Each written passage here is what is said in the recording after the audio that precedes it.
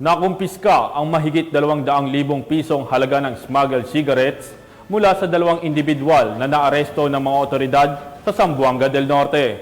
Ang buong detalye mula kay Patrolwoman Joyce Abiog.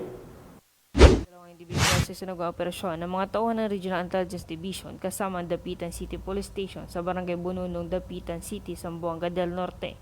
Kinilala ng mga otoridad ang dalawang suspect na si alias John, 29 na taong gulang residente ng Barangay Ilaya, Dapitan City, Zamboanga del Norte at si alias Rat, 27 taong gulang residente ng Barangay Diwaan, Dapitan City, Zamboanga del Norte.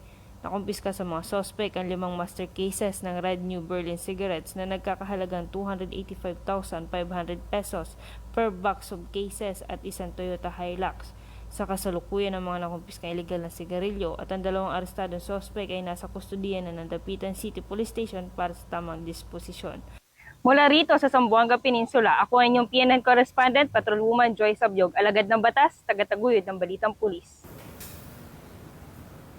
Maraming salamat, Patrolwoman Abiog.